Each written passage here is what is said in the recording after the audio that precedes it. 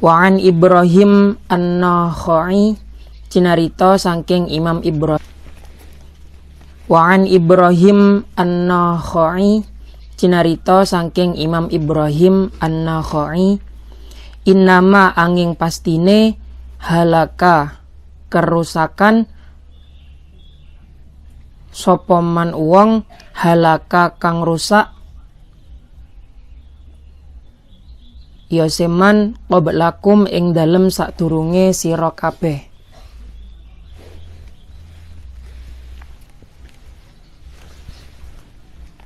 Bisalasati khisalin kelawan sebab telu pira-pira perkara.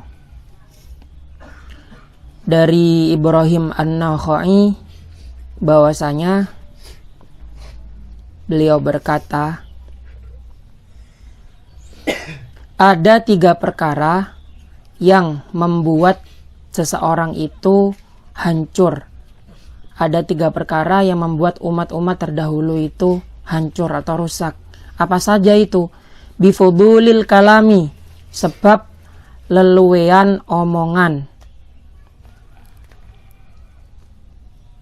Yang pertama adalah penyebab seseorang itu berada di dalam kehancuran karena bifudulil kalami, yaitu leluwean omongan, banyak bicara. Kata orang Madura, banyak omongah banyak salanah, ake omongi ake salai, banyak bicara banyak salahnya. Ya iya, benar. Ada sebuah hadis juga yang bilang begini, salamatul insan fi hifzil lisan. Selamatnya manusia itu tergantung dari bagaimana dia menjaga lisannya. Itu. Yang kedua, wa fudulit ta'ami, lan leluwean panganan. Yang kedua yang membuat seseorang itu hancur, yang kedua adalah wa fudulit ta'am, leluwean pangan, berlebihan dalam makan. Maksudnya ini bisa diartikan serakah. Yang ketiga wa fudulil manami, lan leluwean turu. Yang terakhir adalah banyak tidur. Jadi ada 3 perkara yang membuat diri seseorang hancur atau membuat hancur seseorang. Yang pertama itu adalah banyak bicara. Banyak bicara. Yang kedua banyak makan, bisa diartikan serakah di sini, jarang berpuasa, atau bisa diartikan juga menuruti hawa nafsunya. Dan yang ketiga adalah wafudulil manam. Itu bisa merusak atau menghancurkan seseorang. Yang paling banyak dalilnya itu adalah tentang banyak bicara. Banyak hadis yang menyebutkan itu. Salah satunya yang paling kalian paham itu salamatul insan fi hifdzil lisan. Selamatnya manusia itu tergantung dari bagaimana dia menjaga lisannya. Ada lagi liyakul khairan aw liyasmut. Lebih baik berbicara, lebih baik diam. Gimana? Liyakul khairan aw liyasmut gimana? Berbicara, hendaklah berbicara baik, atau tidak bisa, kalau tidak bisa berbicara baik lebih baik diam. Kalau di dalam dunia persosmedan, kalau tidak bisa berkomentar baik, ya lebih baik diam. Ya sudah. Apa susahnya coba diam? Kadang ada orang postingnya seperti ini. Ya sudah, kalau tidak bisa berkontribusi baik, ya sudah. Kalau nggak bisa support kepada kebaikan, ya sudah, diam saja. Apa susahnya diam? Begitu. Selanjutnya, mungkin sampai sini ada pertanyaan dari kalian. Ridwan, mana Ridwan? Yazid. An Yahya bin Mu'adz Ar-Razi cenarita saking Yahya bin Mu'adz Ar-Razi. Tuba utawi kebejan liman iku liman tetep keduwe wong taroka kang ninggal ya seman ad-dunya ing dunya qabla an tatsruka ing dalem sadurunge yen to ninggal ya sedunya hu ing ya seman.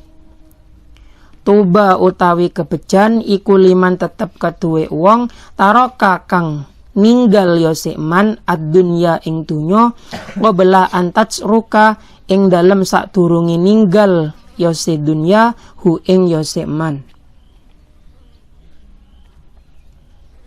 Dari Yahya bin Mu'adz Ar-Razi berkata, tuba liman tarokat dunya qabla an tatsrukahu.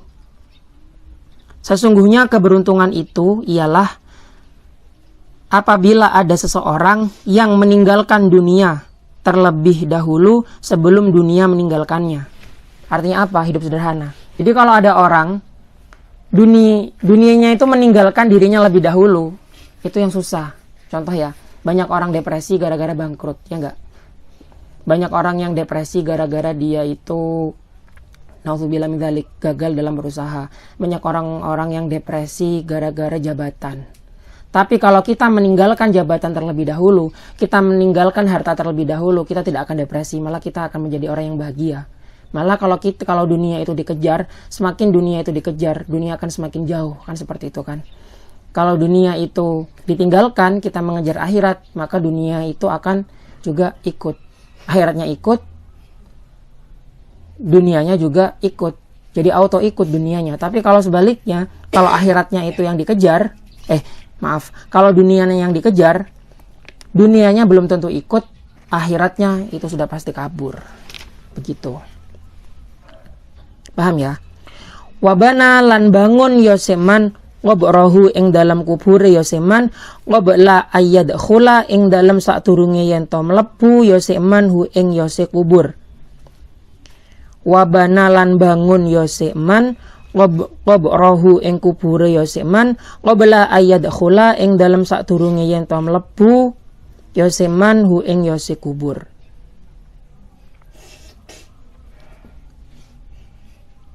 Kemudian orang yang disebut orang yang beruntung yang selanjutnya adalah orang yang membangun kuburan sebelum dia masuk ke dalam kuburan itu. Ini jangan diartikan yang membangun kuburan sebelum dia masuk ke dalam kuburan itu. Ini jangan diartikan membangun kuburan secara fisik ya. Jadi umpamanya menggali kubur di belakang rumahnya. Contohnya umpamanya ya Yazid ya, karena Yazid ini orangnya agak sufi gitu ya. Jadi nanti pada saat pulang pondok, dia itu moro-moro nggawe jublang membuat kuburan. Ditanya sama orang tuanya, kenapa ini kok kamu buat kuburan ini? Ya karena di kitab itu, Nasuhul Ubad itu disebutkan bahwasanya salah satu ciri orang yang beruntung adalah orang yang membangun kuburan sebelum dia itu masuk ke dalam kuburan itu. Bukan itu yang dimaksud. Yang dimaksud dengan membangun kuburan terlebih dahulu sebelum kita itu mati, maksudnya adalah kita benar-benar mempersiapkan apa yang akan dibawa mati. Kita itu benar-benar mempersiapkan apa yang nanti bisa dijadikan bekal pada saat kita itu mati. Jadi seperti itu.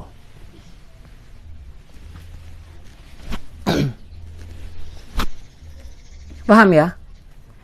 Jadi mempersiapkan zadul ma'ad dulu. Begitu. Wa ardo lan ngridoaken sapa. Wa ardo lan ngridoaken yoseman rabbahu ing pangerane yoseman. Wa balahu ing dalem sadurunge yento.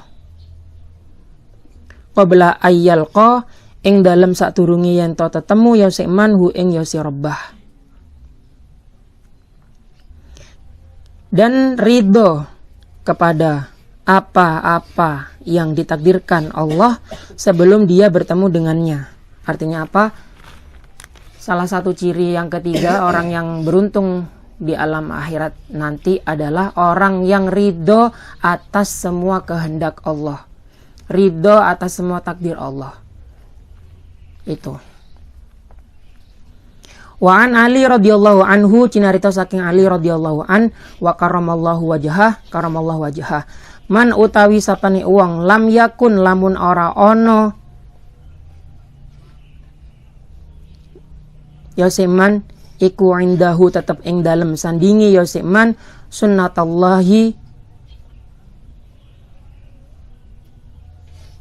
sunnatullah wa sunnatu rasulihi lan sunnai utusane Allah wa sunnatu auliyaihi lan sunnane para waline Allah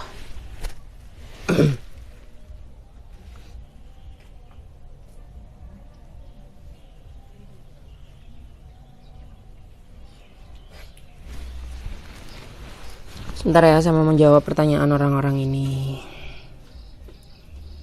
Dia nanya mondok di mana? Pondok pesantren Asyarifi